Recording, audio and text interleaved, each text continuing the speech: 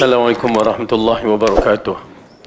Innal hamdalillah nahmaduhu wa nasta'inuhu wa nastaghfiruh wa na'udzu billahi min shururi anfusina wa min sayyiati a'malina. Man yahdihillahu fala mudilla lahu wa man yudlil fala hadiya lahu. Asyhadu an la ilaha illallah wahdahu la syarika lahu wa asyhadu anna Muhammadan 'abduhu wa rasuluhu. Amma ba'du fa inna khairal kalami kalamullah wa khairal huda huda Muhammadin sallallahu alaihi wasallam wa syarrul umuri muhdatsatuha wa kullu muhdatsatin bid'ah wa kullu bid'atin dhalalah wa kullu dhalalatin finnar. Alhamdulillah, kita rafa'kan syukur kita kepada Allah Subhanahu wa taala yang menghidupkan kita, yang mengumpulkan kita dalam majlis ilmu, yang telah memberikan kita kekuatan dan kesihatan untuk terus berada dalam majlis yang penuh keberkatan, majlis yang dijanjikan untuk pencarinya atau penuntutnya dengan dimudahkan jalan mereka di syurga. Dan mudah-mudahan kita mengharapkan majlis yang begini, walaupun kita berada di mana sekalipun, dapat kita mengikuti untuk mendapatkan ilmu yang bermanfaat. Maka itu menandakan kesungguhan kita dalam sifat penuntut ilmu. InsyaAllah mudah-mudahan Allah masukkan kita di kalangan man salaka tariqan yaltamasu fihi ilman sahhalallahu lahu bihi tariqan ilal jannah. Barang siapa yang berusaha untuk menuntut ilmu, maka Allah permudahkan baginya jalan ke syurga. Mudah-mudahan Allah permudahkan kita semua. Amin ya rabbal alamin. Ya, walau sibuk macam mana ya, alhamdulillah Syekh Midun kita pun mampu datang. Ya, barakallahu fiik. Baik, kita sambung balik pelajaran kita yang masih lagi dalam surah Al-Qiyamah, dan kita berada di antara akhir-akhir ayat dalam surah Al-Qiyamah, yang mana kita melihat beberapa perkara peringatan Allah tentang sifat-sifat kematian orang-orang beriman dan orang-orang yang kafir. Pada pelajaran yang lepas kita telah bicarakan sifat-sifat orang yang beriman dan sifat-sifat orang mati dalam keadaan beriman dan sifat-sifat orang yang mati dalam keadaan berdosa ataupun kafir. Maka kedua-duanya adalah satu perbezaan yang besar.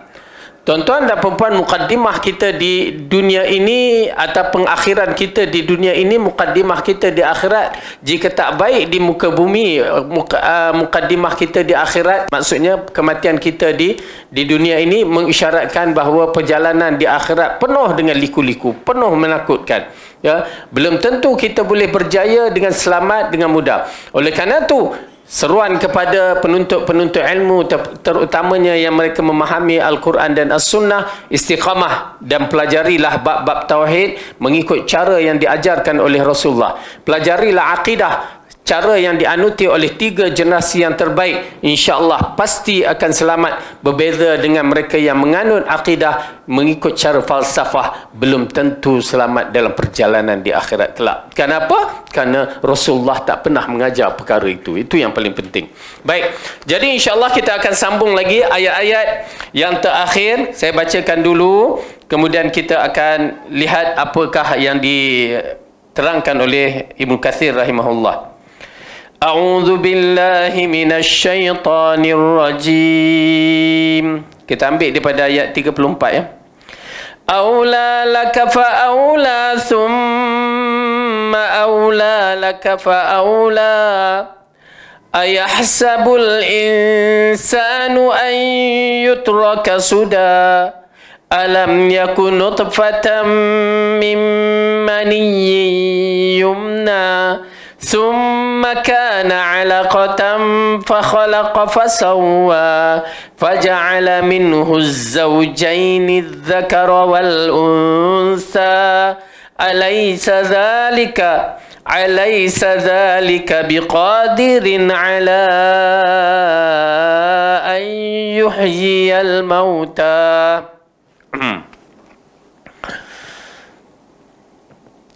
Kecelakaanlah bagimu, wahai orang kafir, dan kecelakaanlah bagimu.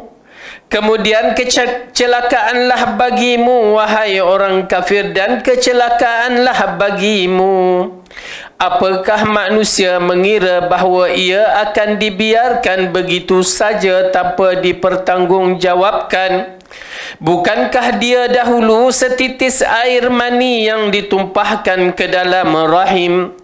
Kemudian itu menjadi segumpal darah, lalu Allah menciptakannya dan menyempurnakannya. Lalu Allah menjadikan daripadanya sepasang lelaki dan perempuan.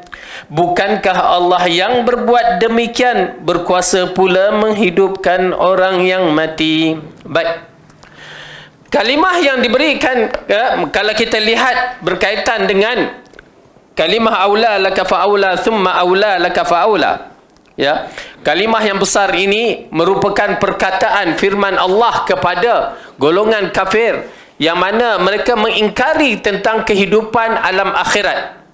Dan dalam bab ini Ibnu Katsir mengatakan berkaitan tentang kalimah aula laka fa'aula ini, apabila ayat ini Ibnu Hatim meriwayatkan dari Qatadah firmannya, kecelakaan bagimu hai orang kafir dan kecelakaanlah bagimu.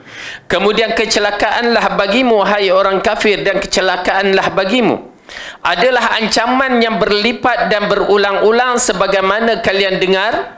Dikatakan bahawa Abu Jahal memegang kerah Rasulullah kemudian bersabda, aula laka fa'aula summa aula laka fa'aula.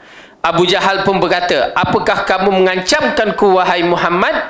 Demi Allah, kamu dan Tuhanmu tidak akan mampu melakukan apa-apa pun. Sesungguhnya aku adalah orang yang paling perkasa di antara orang yang tinggal di antara dua gunung, yakni yang di Mekah. Okey, baik. Apabila dia mengganggu Rasulullah sallallahu alaihi wasallam, seorang lelaki yang agung, ya tuan-tuan dan puan-puan, saya galakkan kita cuba bila mendengar kalimah Allah ada perasaan, bila mendengar kalimah Rasulullah ada perasaan juga, perasaan cinta ke, perasaan rindu dan perasaan nak membela dia, kena ada. Kalau disebut kalimah Allah, begitu juga perasaan keagungan, perasaan terasa kehebatan Allah, ada perasaan takut kepadanya dan ada perasaan rindu, semua kena letakkan, setkan dalam jiwa kita. Kita nak praktikalkan sekarang ni bagaimana paling kurang kita beriman dengan Allah bila sebut kalimah dia tu ada perasaan sedikit. Kalau tak, kita akan bercakap kalimah Allah seperti biasa je. Oleh kerana tu bila ayat Quran yang kita baca ni pun dah kita merasa satu keagungan. Ya, kalimah ini satu huruf pun dalam Al-Quran adalah satu keagungan yang terlalu besar bagi kita yang beriman pada Al-Quran. Oleh kerana itu, ya, apabila kita membaca, kita akan cuba membaca sebaik-baik mungkin kalam Allah ini. Dan sekarang kita cuba memahami kalam Allah ini. Okey. Maka ayat itu apabila Rasulullah sallallahu alaihi wasallam, ya, dipegang oleh Abu Jahal, ya. Kenapa? Kita tahu Abu Jahal ini adalah pemimpin besar kafir Quraisy, di antara orang yang besar. Abu Jahal, Abu Lahab, ya, keluarga Rasulullah yang besar-besar tu semua orang besar sebenarnya, termasuk yang Abu Sufyan, lagi siapa, ya, yang memang menyakiti Rasulullah sallallahu alaihi wasallam dalam peristiwa yakni waktu Rasulullah berada di Mekah. Dan ini di antara perkara yang kita kena faham elok-elok, bahawa Allah jadikan kita ini manusia sebagaimana dengan ada cukup sifat ni adalah ujian kepada kita. Semua Allah jadikan kita ni hidup dan mati adalah ujian. Sehat tak sehat adalah ujian. Kaya ke miskin ke adalah ujian. Liyabluwakum ayyukum ahsanu amala. Supaya dilihatkan kepada kita siapa yang paling baik dalam siri menunaikan amalan, ya, sebagai hamba Allah di muka bumi. Abu Jahal dengan kehebatan, kekuatan ketua kafir Quraisy, memang ditentangnya Rasulullah habis-habisan dengan perbuatan-perbuatan yang menyakitkan. Kalau bukanlah Rasulullah ini dari kerabat Bani Hashim ataupun Quraisy, ya, Bani Hashim tu, Abdul Muttalib, maka dia dah teruk dah dikenakan oleh Abu Jahal.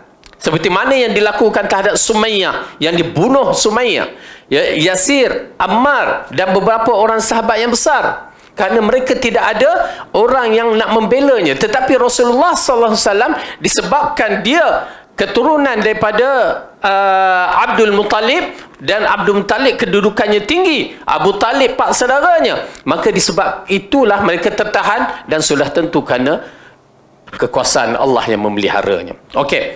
Kemudian, ya, disebabkan kehebatan yang dimilikinya itu, dia datang satu sifat angkuh, sifat sombong, ya. Sifat angkuh dan sombong disebabkan kehebatan dia, kekayaan dia, apa lagi yang dimiliki sebagai seorang yang pembesar, sebagai seorang pembesar.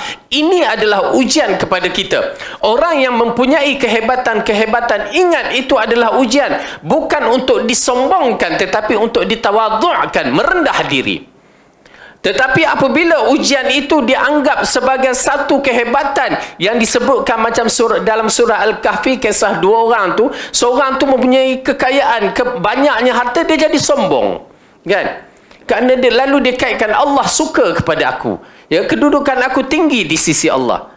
Okey, maka ianya merupakan ujian. Maka bila ujian kita kena jawablah, kita kena hadapilah, maka resultnya akan kita dapati. Tetapi bagi mereka yang gagal dalam ujian, ya, kita lihat Fir'aun, golongan-golongan yang begitu hebat, ya, Fir'aun, Namruz, apa lagi yang disebutkan beberapa pemimpin-pemimpin besar, ya, yang kafir kepada Allah, yang ingkar mereka itu adalah raja yang berkuasa. Daqyanus di zaman Ashabul Kahfi, ya, hebat.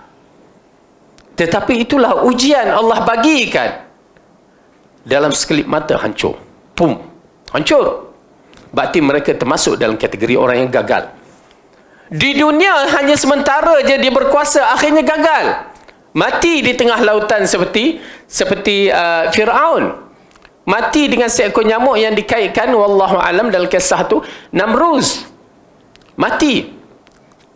Tetapi kita saksikan juga orang yang diberikan kehebatan, Zulkarnain. Orang yang diberikan kehebatan, Nabi Sulaiman, kerajaan yang begitu hebat sampai boleh menguasai alam udara, alam angin, alam binatang, alam jin. Ya, bagaimana kedudukan mereka? Liyabluwakum ayyukum ahsanu amala. Dua kehidupan berbeza, dua-duanya pun telah mati dari kehidupan dunia. Nak menceritakan kepada kita, ya, pangkat apa juga yang kita duduki, jawatan kita atau apa jugalah, senang susah, itu semua ujian yang Allah akan letakkan kita mengikut kejayaan kita berhadapan dengan ujian. Jadi bersabar tuan-tuan dan puan-puan. Kadang-kadang bagi mereka yang Allah berikan kenikmatan, bersyukur banyak-banyak dan tunaikan, ya, tuntutan-tuntutan dalam agama. Ya, dan bagi mereka yang Allah uji dengan kemiskinan, kesusahan, bersabar dan pohonlah keredaan Allah Subhanahu wa taala. Baik. Maka Abu Jahal berkata, apakah kamu mengancam aku, wahai Muhammad? Demi Allah, kamu dan Tuhanmu tidak akan mampu untuk melakukan apa-apa pun terhadapku. Ya, sesungguhnya aku adalah orang yang paling perkasa di antara orang yang tinggal di antara dua gunung. Nak menceritakan, dia pun mengucap, wallahi, demi Allah. Macam mana Abu Jahal boleh mengatakan wallahi? Dahsyat kan? Itu mengisyaratkan kafir Quraisy, mereka beriman dengan kewujudan Allah, tetapi kewujudan Allah dengan cara fahaman mereka. Mereka beriman dengan Allah dengan cara fahaman mereka. Mereka melihat ada kekurangan pada Allah, seperti sifat Ar-Rahman. Mereka tak menerima Allah bersifat Ar-Rahman. Tuan-tuan dan perempuan, faham tak apa yang saya isyaratkan? Orang kafir Quraisy beriman dengan Allah, tetapi dalam masa yang sama mereka syirik kepada Allah. Orang-orang kita pula beriman kepada Allah, tetapi dalam masa yang sama mereka beriman cara falsafah. Kan? Bermasalah tu. Lalu orang kafir Quraisy mengingkarkan Ar-Rahman, sifat Ar-Rahman. Dan kita mengingkari, masyarakat kita mengingkari Ar-Rahmanu ala arsyistawa. Habis cerita. Ya, nampak tak? Oleh kerana itu keimanan satu benda yang wajib diikuti rentak-rentak yang dibawa oleh Rasulullah. Kita tidak ada pilihan. Keimanan mesti mengikut rentak-rentak yang Allah ajarkan kepada Rasulnya. Beriman kepada Allah, beriman kepada Rasul, beriman kepada malaikat, beriman kepada Alkitab, beriman kepada hari kiamat dan qada dan qadar. Mesti mengikut cara yang Allah ajar melalui Rasulullah. Kalau tidak, fail. Kalau tidak, habis kita.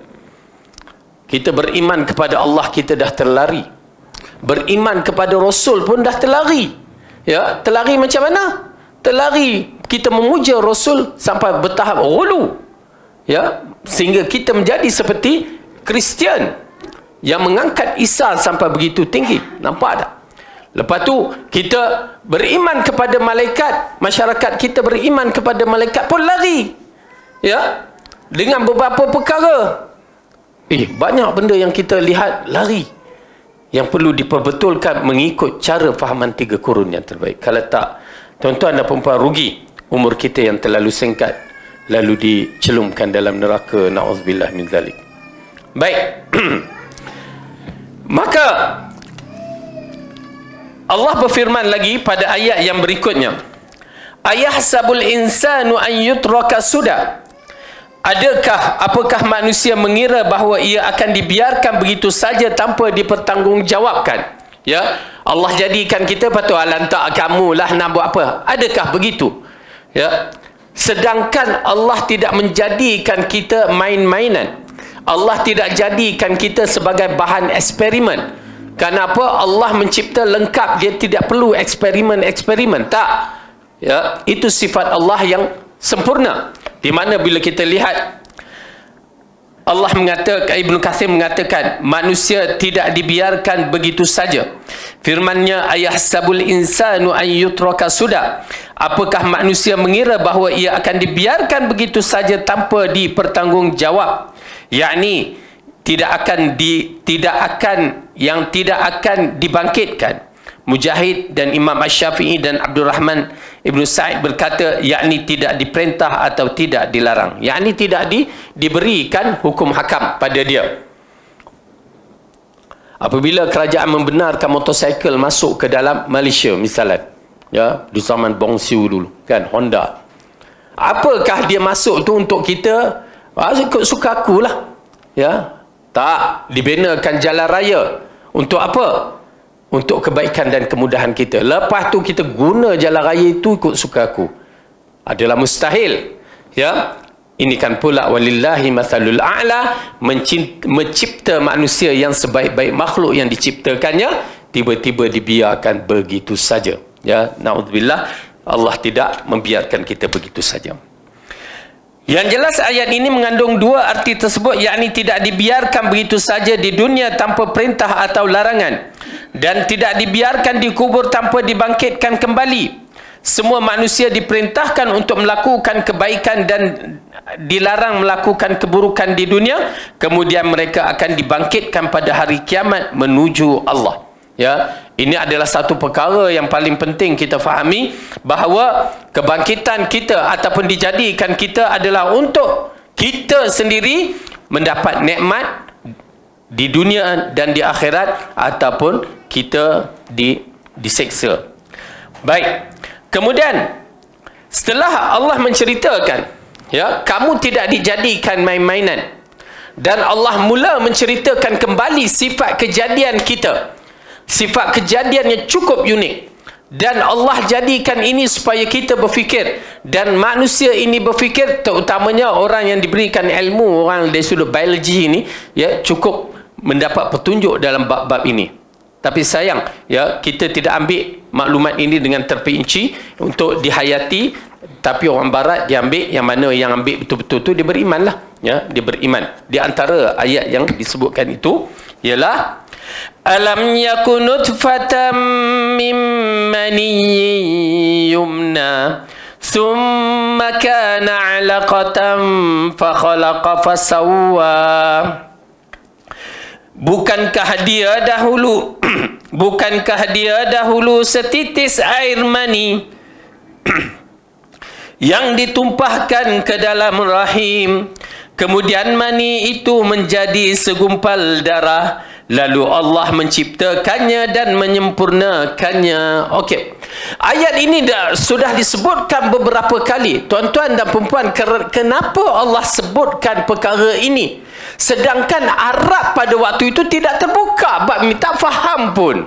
Ya? Tak faham. Mereka faham ke? Setitis air mani dengan sperm dan ovum bergabung. Mereka tak faham benda ni. Tetapi Allah nak menceritakan kepada mereka, ada satu perkara yang penting dalam jiwa kita ini, ya. Kamu tak faham, kamu tak tahu, aku memberikan kamu ilmu maklumat. Apa yang paling penting? Beriman. Tu dia, para sahabat beriman. Walaupun dia tak tahu benda ni secara perinci, mereka boleh beriman. Di saat teknologi tak ada pada zaman Arab Jahiliyah, Rasulullah mengajar pada Arab ni hanya mahir mereka tu syair dan perkara yang berkaitan dengan kawasan-kawasan mereka, itulah perniagaan, pertanian. Tetapi bila Allah sampaikan berita ini, satu berita yang dikategorikan pada waktu itu ilmu baru, ghaib, ya, mereka boleh terima, ya. Kalau jenis orang yang tak boleh terima akal, kan, dia kata begini-begini. Tetapi akhirnya pada abad kita ini semua maklumat itu terbuka. Allah ceritakan dalam surah Al-Mu'minun, Allah ceritakan dalam surah Al-Hajj, bermula daripada wahyu yang pertama, Iqra, itu pun Allah menceritakan tentang kejadian kita. Dahsyat, ya. Berarti perhatikan apa Allah nak sampaikan mesej. Akulah Tuhan kamu dan aku mempunyai sifat rububiyah, ketuhanan yang maha hebat. Itu dia mesej yang Allah nak sampaikan. Aku adalah Tuhan kamu, Tuhan yang mencipta kamu.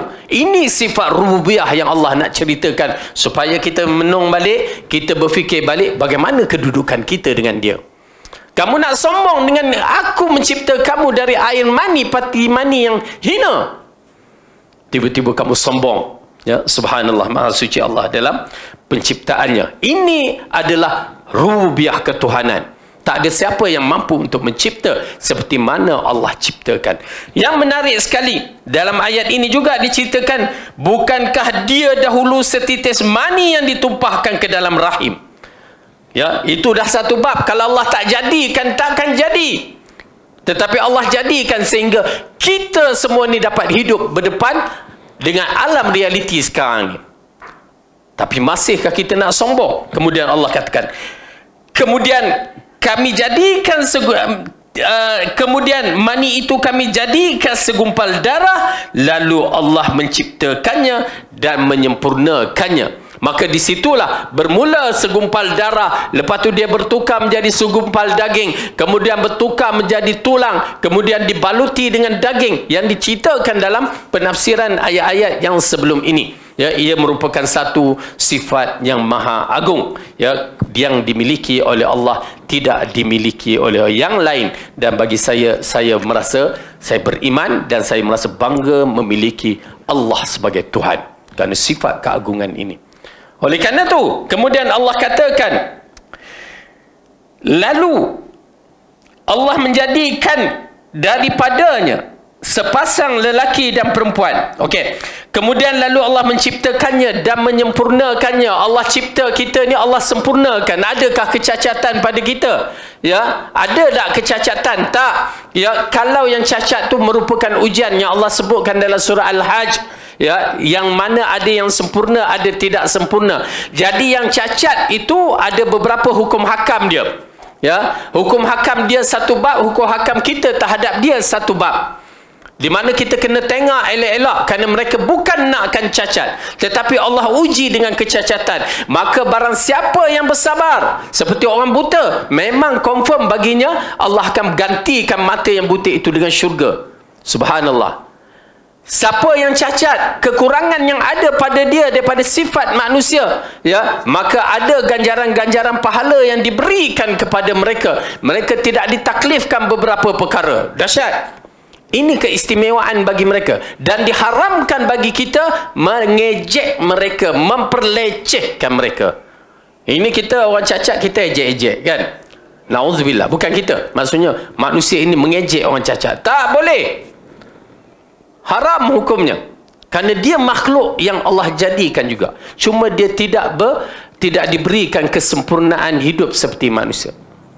Dan di situ juga datang, kalau orang cacat dilahirkan dalam keadaan cacat, maka dibenarkan beberapa perkara dalam hukum syarak. Misalnya seorang tu sumbing, kan, sumbing, maka dia bukan bersifat manusia yang sempurna, maka dibenarkan pada syarak untuk dibedahkan, untuk dibetulkan balik. Okey? Baik? Faham kan? Okey, dibedahkan, dibetul. Tiba-tiba dia lahir tu gigi dia jongang, kan? Mana ada lahir gigi jongang? Sorry. Lahir mana ada gigi, kan? Baik, tapi kejongangan macam mana nak sebut? Kejongan, betul tu kan? Kejongangannya itu bukan bersifat manusia biasa yang lengkap, maka dibenarkan kita membetul. Itu yang guna apa? Bristles apa semua tu. Ya. Tetapi tiba-tiba kita rasa, alamak, hidung aku ni pesek.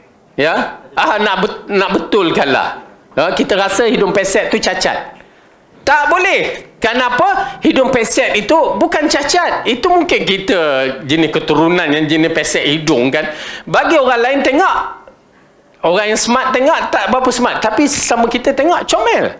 Maka tak boleh diubahkan. Datang dia pergilah bedah macam orang Korea tu kan. Kita tengok, ui cantiknya kan.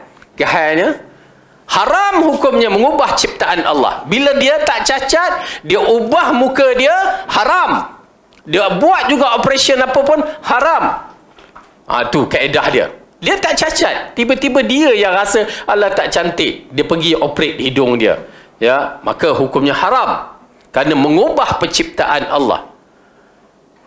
Tiba-tiba, ya, kita pergi ubah yang lain pula. Pergi cabut bulu kening kita ni. Nak bagi cantik. Haram hukumnya. Mengubah ciptaan Allah. Ini kaum perempuan debat make up. Ya, saya tengah buat buku make up yang tercela. Start hujung kaki sampai hujung rambut. Itu di antara benda-benda yang saya buka. Ya, cabut bulu kening, apa lagi dibuat? Ya, adalah beberapa perkara yang mana clear haram. Termasuk lelaki perempuan. Lelaki bukan cabut bulu kening. Ya, dia bab lain lah pula. Ya, ini di antara perkara yang perlu kita perhatikan. Subhanallah. Allah dah jadi kita bersifat sempurna, alhamdulillah. Yang mana tidak bersifat sempurna, kita bantulah dia. Doakan dia, bantu, ya, bantu seboleh yang mungkin. Baik. Kemudian kita lihat, lalu Allah menjadikan daripadanya sepasang lelaki dan perempuan. Ini merupakan perbahasan yang dikatakan bahawa memang ada, setiap lelaki ada pasangannya. Setiap lelaki ada pasangannya. Setiap perempuan ada pasangannya. Ya, Allah dah jadikan begitu. Ya, kemudian tetapi itu kesalahan kita. Cuma adakah kita nak ikut hukum hakam ke tidak, itu satu bab. Yang kedua, di antara yang akan menjadi isu yang paling menarik di akhir zaman, antaranya ialah nisbah bilangan satu lelaki bersamaan 50 perempuan. Itu ada isu lain lah pula. Ya, ini nak menggambarkan berlaku bila dunia menjelang kiamat, jadi hukumnya begitu. Ya, tapi dia tak boleh lari daripada seorang lelaki 4 perempuan lah. Itu kaedah dia yang pertama. Tetapi nak menceritakan nisbah ini akan berubah di akhir zaman ini. Lalu ulama mentafsirkan mungkin ya disebabkan peperangan, sebabkan apa kan, kematian banyak kepada kaum lelaki dan perempuan banyak yang tinggal. Dan di situ juga kaul ulama mengatakan yang banyak mengikut Dajjal adalah perempuan, disebabkan orang lelaki dah kurang. Wallahu a'lam. Dalam bab perbahasan-perbahasan yang begitu, namun kita menghormati ya pandangan-pandangan ataupun ijtihad para ulama. Okey. Dan pada bab itu juga membenarkan ya kalau seseorang itu ya bila dia tahu dah nisbah yang begitu, jika dia seorang perempuan ataupun dia ada anak-anak perempuan, dibenarkan atau digalakkan untuk lelaki perempuan meminang lelaki. Okey, Abu Wais, perempuan meminang lelaki. Okey, baik, dibenarkan. Kerana apa? Bila disebutkan dalam hadis, dibenarkan disebabkan untuk menjaga kehormatan dia. Dia rasa dia perlu dijaga kehormatan, maka dibenarkan. Tidak menjadi halangan. Ya, perbahasan yang dahsyat dalam bab tu ya, menarik. Baik. Kemudian kita lihat apa yang Allah katakan. Lalu Allah menjadikan daripadanya sepasang lelaki dan perempuan. Kemudian, alaysa dzalika biqadirin ala an yuhyiyal mauta. Bukankah Allah yang berbuat demikian berkuasa pula menghidupkan orang yang mati? Ya, Allah dah boleh hidupkan kita sebelum ni. Takkan yang mati itu Allah, bagi Allah sukar. Lagi senang kerana dia pernah buat suatu benda yang tak ada menjadi ada. Ya, Maha suci Allah dari sifat yang lemah. Wallahu a'lam bisawab. Habis dah surah Al-Qiyamah. Okey. Baik. Ada apa persoalan? Tak ada. Bismillah.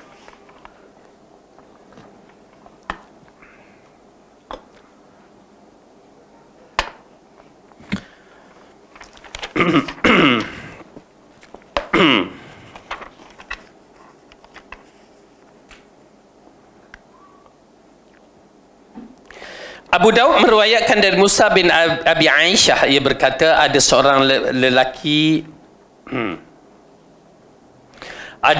lelaki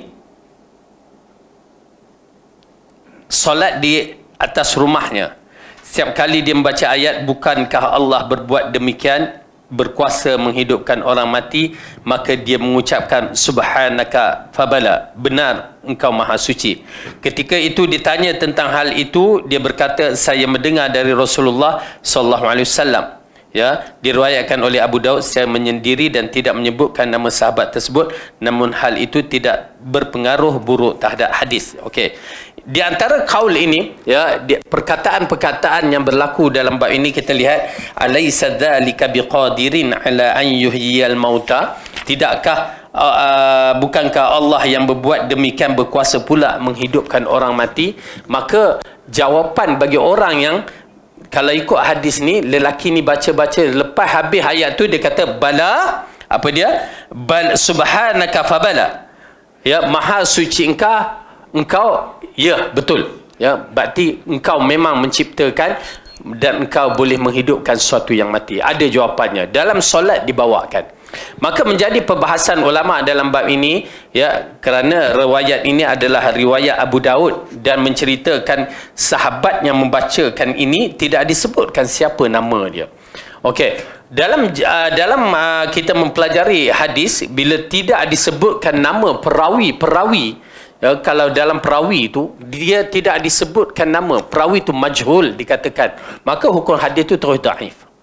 Tetapi tidak kepada para sahabat, ya, kerana para sahabat hukumnya udul, adil semua, walaupun tidak disebut nama, tetapi orang itu berada di zaman Rasulullah, maka dia dikategorikan sahabat. Maka bila dia diriwayatkan secara majhul terhadap sahabat, hukumnya tetap sahih, ya, tetap sahih. Okey, itu kaedah yang perlu kita fahamlah. Kerana sahabat, ya, apa dikatakan, tidak dikenali, tidak merosakkan hadis, ya, tidak melemahkan hadis tersebut. Jadi kita cuma perbahasan adakah dibaca di waktu solat fardu ataupun dibaca waktu solat sunat. Kadang-kadang kita lihat pada surah apa, ya, surah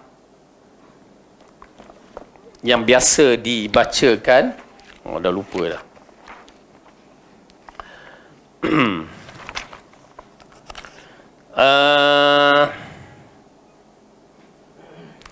Surah At-Tin, ya, surah At-Tin pada akhir ayat tu, alaisallahu biahkamil hakimin, ya, tidakkah bukankah Allah yang maha hakim dan lagi yang akan mengadil seadil-adilnya. Ya, maka di dalam bab ini bolehkah kita menjawab bala, ya, subhanaka fabala, subhanallah fabala, ataupun bala, setengah qaul mengatakan bala. Maka di situ menjadi perbahasan.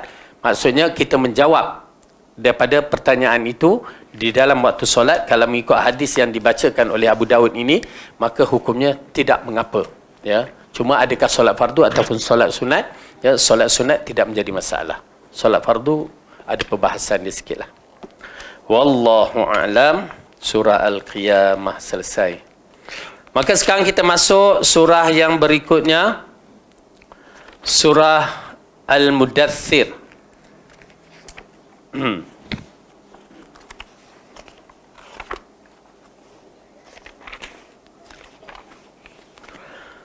Surah Al-Mudaththir surah Makkiyah. Maksud Al-Mudaththir orang yang macam Al-Muzammil, berselimut. Surah ini ada 56 ayat. Maka bila dibacakan, dikaitkan dengan surah Al-Mudaththir, maka ia surah Al-Makkiyah, maka ianya akan menekankan masalah tauhid, akidah dan masalah akhlak.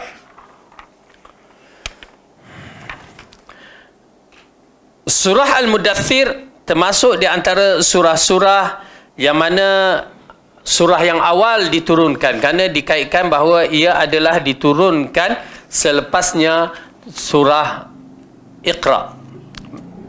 Maka kita lihat apa yang Allah ceritakan. Bermula daripada surah Al-Mudaththir. Saya bacakan sedikit dahulu. A'udzu billahi minasy syaithanir rajim.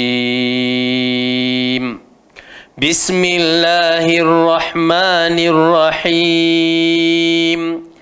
Ya ayyuhal muddaththir qum fa'anzir wa rabbaka fakabbir wa thiyabaka fatahhir warrujza fahjur wa la tamnun tastakthir wa lirabbika fasbir fa idza nuqira fin naqur fadzalika yawma idzin yawmun asir 'alal kafirina ghairu yasir.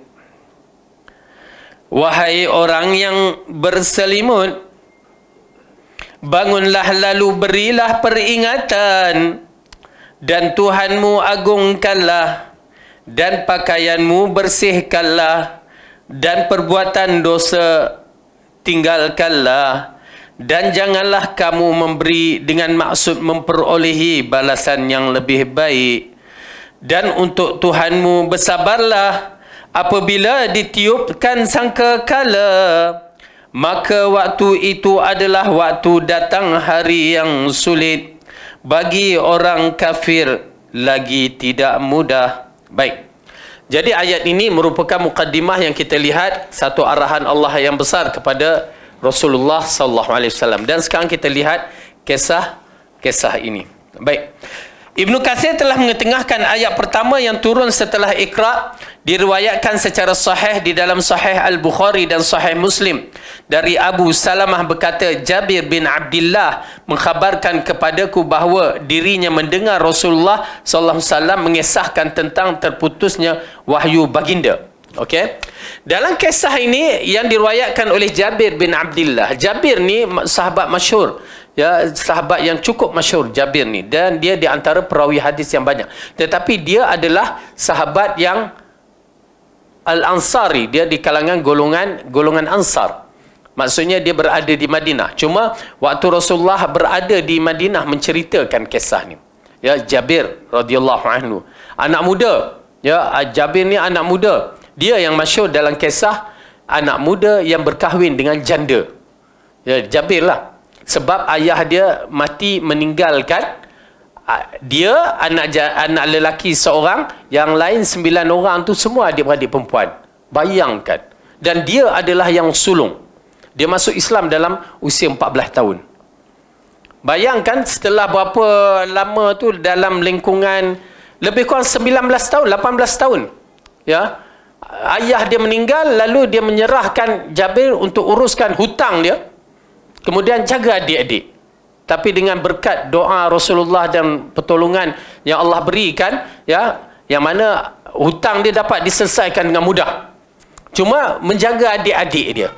Macam mana nak jaga 9 adik perempuan, 8 lebih kurang 9 adik perempuan dengan usia dia 19 tahun, 18 tahun begitu. Ui, susah tu.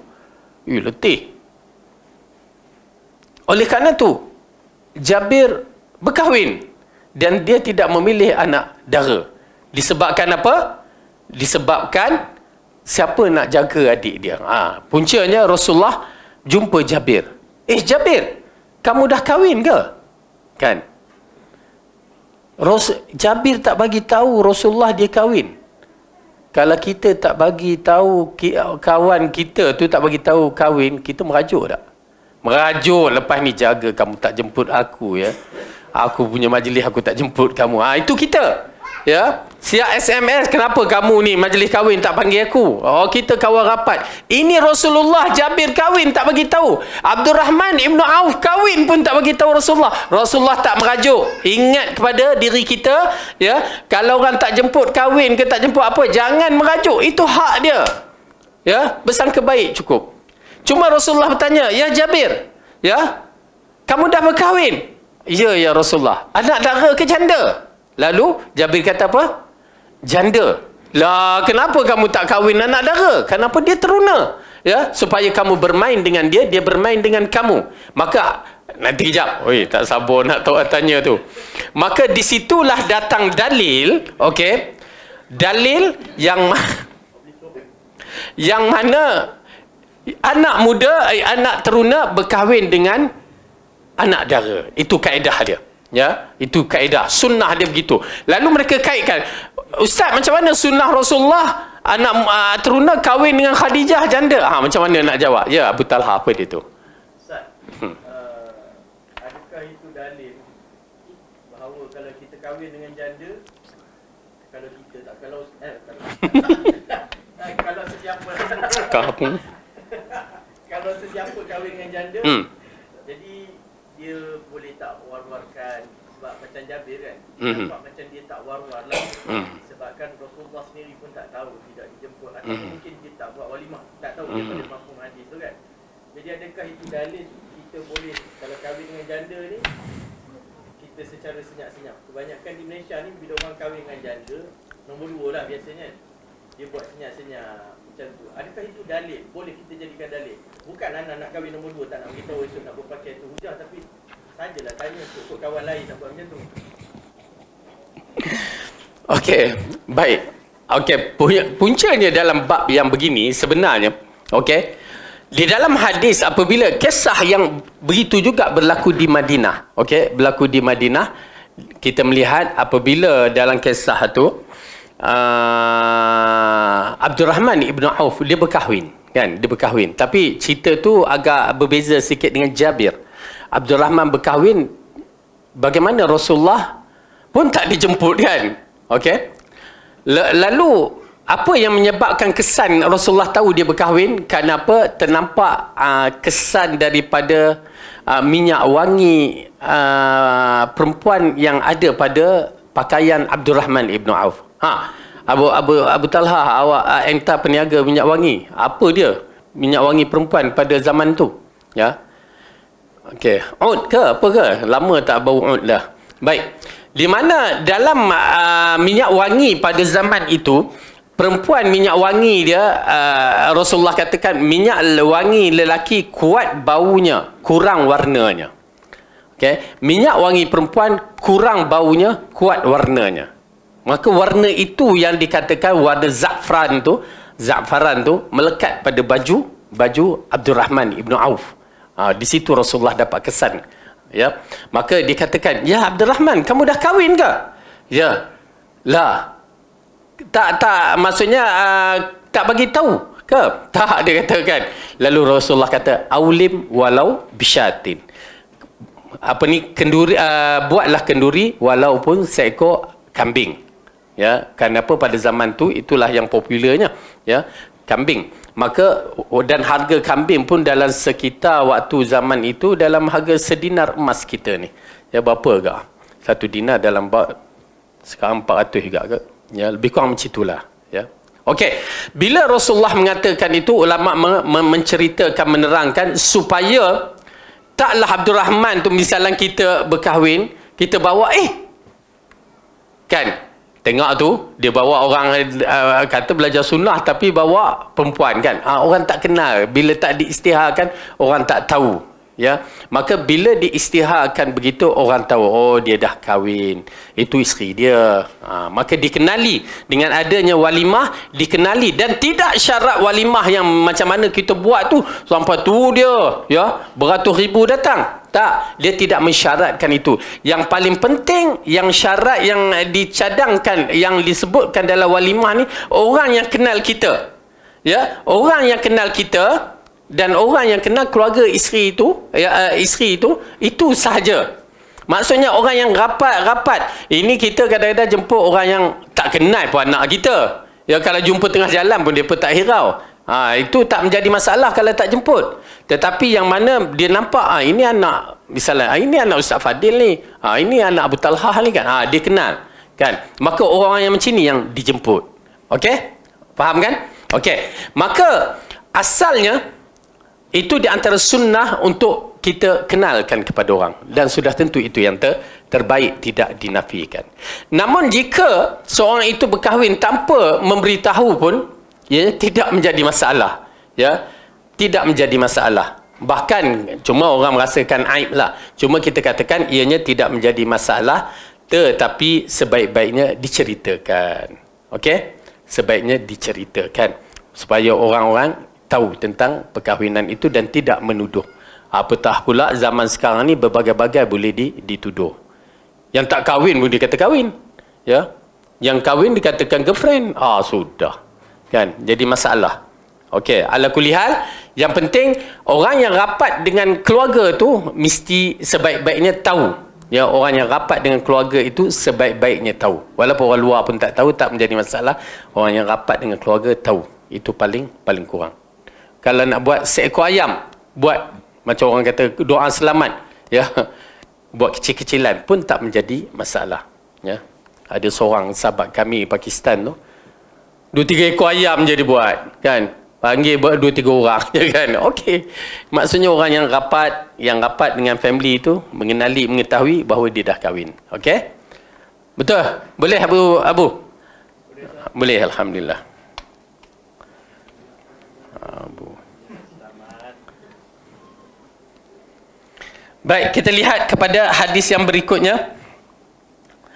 Lalu Jabir ni, okey, lepas tu Jabir, Rasulullah kata begitu, dan Jabir kata, ya Rasulullah, aku terpaksa kahwin janda kerana aku ada adik-beradik yang kecil, perempuan tu, dan aku tidak berapa pandai nak uruskan mereka. Jadi itu pasal lah aku kahwin janda, dan Rasulullah tak kata apa-apa. Ya, tak kata apa-apa. Okey? Maka yang sunnah teruna kahwin dara. Itu sunnah yang digalakkan. Tapi kalau nak kahwin janda pun kita tak kata apa-apa, dibenarkan. Janji ada akad nikah, ada wali, dan yang paling penting benda tu halal. Okey. Dalam kisah ini Jabir menceritakan kepadaku dirinya mendengar Rasulullah mengisahkan tentang terputusnya wahyu. Beliau bersabda, saya bacakan dengan terjemahan dia. Ketika aku sedang berjalan, tiba-tiba aku mendengar suara dari langit. Maka aku pun mengalihkan pandangan ke langit. Ternyata malaikat yang telah mendatangiku di Gua Hira sedang duduk di atas kursi yang mengambang di antara langit dan bumi. Aku terkejut dengannya hingga aku terduduk ke tanah. Aku pun kembali ke rumah dan mengatakan, selimutkanlah aku. Ya, zammiluni. Maka Allah menurunkan ayat, hai orang yang berselimut, bangunlah dan berikanlah peringatan sampai kepada tinggalkanlah. Abu Salamah berkata, lafaz ar-rijs, perbuatan dosa, yakni penyembahan terhadap berhala. Kemudian wahyu itu berdatang satu persatu. Ini adalah lafaz Bukhari. Okey.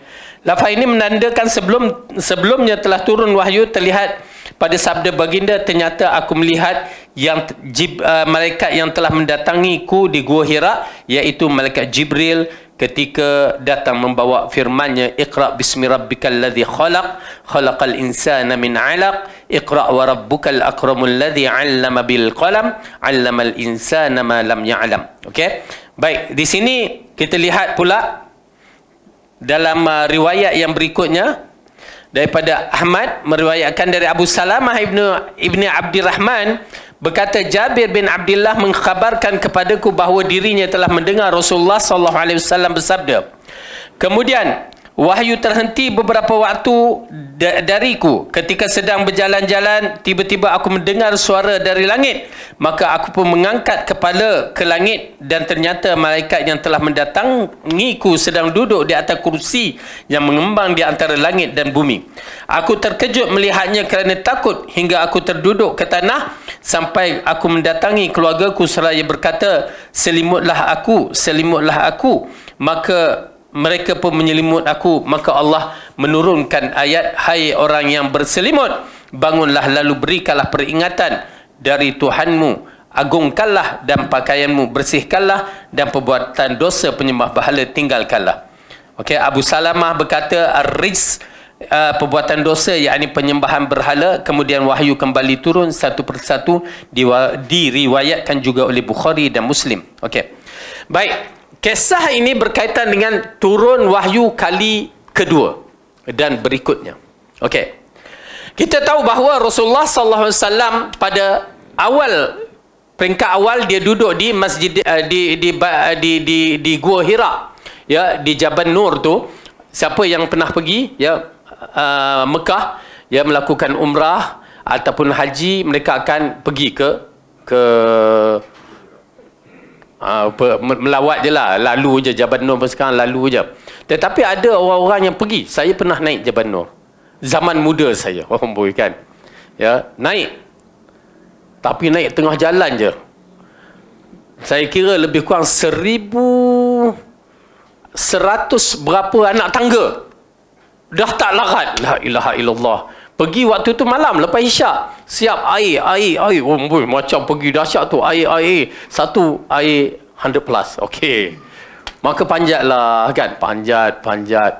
Tapi waktu itu agak menarik. Kita pergi di waktu malam, satu, dan kedua, bayangkan macam mana Rasulullah boleh naik begitu kuat kan. Rasyad. Maka saya pun naik. Air dah mula satu. Tapi jumpa kawan Malaysia, kawan belajar sekolah SM Deri pula kat atas tu. Masya Allah kan. Tak apalah, kami pecah.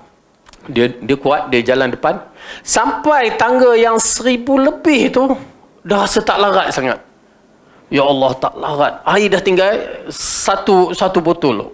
Saya pun duduk kan, tengah malam tu, kita tengok jam lebih kurang pukul 11 kata. Aduh, nak naik ke tidak? Dia datang. Nak naik ke tidak? Naik ke tidak? Hati dah cenderung 60% nak turun. Dah lah cukup kat sini, Tengah-tengah duduk penat tu, tiba-tiba datang seorang. Seorang datang. Macam malaikat pula, kisah Nabi kan. Datang malaikat begitu nak peluk Rasulullah. Tapi ni bukan nak peluk, dia datang. Saya buat tak tahu kan. Ni orang Malaysia ke? Perempuan. Pakai tekung kan? Awak orang Malaysia ke? Ya. Kenapa? Penat tak larat? Tak larat dah. Berapa umur? Waktu tu dalam awal 40-an kan? 40 kata. Kamu 40? Ni makcik. Saya dah 50 lebih ni. Saya dah sampai kat atas. Awak 40, anak orang lelaki pula. Malu, pergi naik. Homeboy, dia suruh saya naik. Itu yang menyebabkan saya naik. Kan letak saya turun dah. Semangat, dia motivasi saya gitu. Pergi naik. Apa ni? Dah sampai sini nak turun lah. Pergi naik. Okey. Lepas tu saya naik. Sampai. Di situlah saya naik dan saya tengok masuk ke dalam gua Hira tu juga. Tengah-tengah tengok gua Hira tu, tiba-tiba orang klip gambar kan. Nampak seorang tengah duduk. Aduh, kan. Apa pula rupanya ada seorang Indonesia yang duduk dalam tu, kononnya nak uzlah lah apalah kat dalam tu. Benda khurafat yang dia perbuat itulah. Dapatlah tengok, memang nampak Nun di bahagian Masjidil Haram sana, jam apa situ nampaklah. Okey, cuma nak menceritakan siapa yang anak muda boleh lah pergi, tapi tak tahulah baru ni haji ni orang perempuan pula pergi. Kata depa ni kan. Kita tak berapa nak suggestkan, tapi dia jenis kuat kan, naik ala kulihat tak menjadi masalah. Jabal Nur mereka naik, Jabal Sur mereka naik. Jabal Sur saya tak naik. Penat Jabal Nur, Jabal Sur tak naik. Nak menceritakan, baik. Dalam kisah Rasulullah SAW beruzlah pada ketika itu, kita tahu bahawa dia beruzlah kerana tak tahan dengan perangai kafir orang Quraisy jahiliyah yang menyembah berhala dengan akhlak-akhlak mereka yang buruk. Lalu dia cuba memencilkan diri, dan waktu memencilkan diri itulah dia duduk tafakur, memikirkan apa jugalah. Kemudian dia turun, dia naik lagi, dan sehingga satu ketika bila sampai waktunya umurnya 40 tahun dalam siri dia memencilkan diri, maka kita tahu bahawa Jibril datang, yang dipeluk 3 kali mengatakan ikra. Maka disitulah dia mula terasa sesuatu yang menakutkan. Dia turun, lalu dikatakan kepada Khadijah, zammiluni, selimutkan aku. Itu yang ayat ayyuhal muzammil juga. Cuma saya wallahu alam, saya nasihat kalau ada anak ke cucu ke, jangan letak nama Muzammil. Tak apa nak saya tengok. Waktu saya handle beberapa orang nama Muzammil ni, dia jadi macam suka selimut, suka tidur kan. Saya tak apa nak galak lah, saya tengok kan. Jadi suka tidur. Okey. Kemudian Selepas dia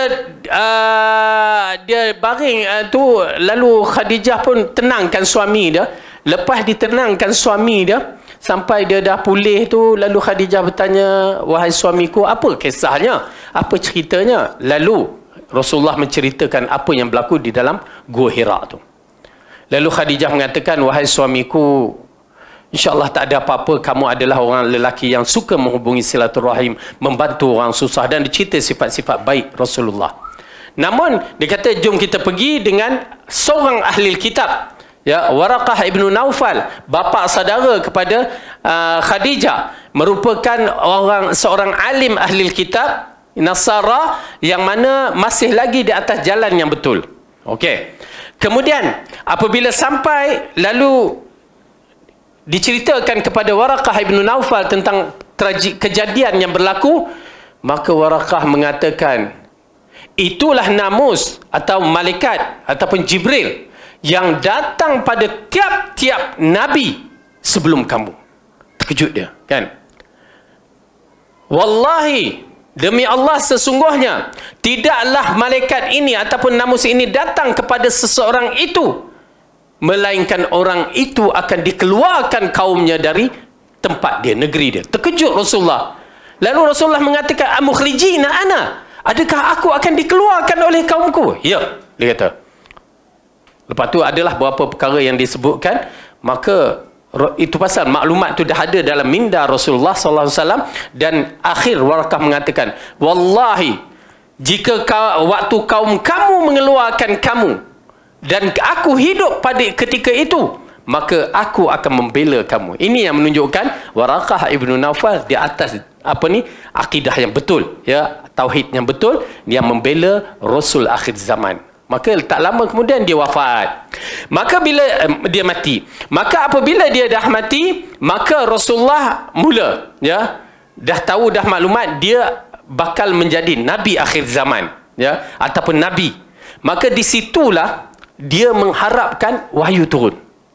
Dia mengharap. Lalu dia pergi balik naik ke Jabal Nur, nakkan wahyu, ya, nak tunggu wahyu, tak turun-turun. Ya, beberapa hari dia pergi balik tak turun-turun, dan di situ ada datang perasaan kecewa dia. Dia kata, Allah dah tinggalkan aku, Allah dah beginikan aku. Maka dia pergi ke puncak bukit tu, ya, dalam riwayat menceritakan hampir-hampir dia menghumbankan diri dia, terjun nak bunuh diri kerana dia kecewa, ya. Tiba-tiba ini dikatakan muncul malaikat Jibril alaihissalam, yang mana dia muncul dalam keadaan duduk di atas kerusi yang berada di betul-betul di atas langit sana dengan cukup besar, ya. Maka di sinilah dikaitkan dengan hadis ni, ya, hadis ni. Berarti bila turun ayat ini, hadis ini dan ayat ini, maka Rasulullah menjadi nabi yang diutuskan untuk menyampaikan kepada ummah dia. Okey, nanti insya-Allah kita akan sambung pada pelajaran yang akan datang, apakah yang berlaku seterusnya dalam perjalanan Rasulullah menjadi nabi, ya, lelaki yang agung, lelaki yang mulia, lelaki yang baik ni, ya, menjadi nabi di saat kafir Quraisy akhlaknya yang tak baik. Macam mana nak berhadapan? Insya-Allah kita akan sampai pada bab ini. Wallahu a'lam bissawab. Aqulu qawli hadza wa astaghfirullah walakum, wassalamu alaikum warahmatullahi wabarakatuh. Subhanakallahumma bihamdika asyhadu an la ilaha illa anta astaghfiruka wa atubu ilaik.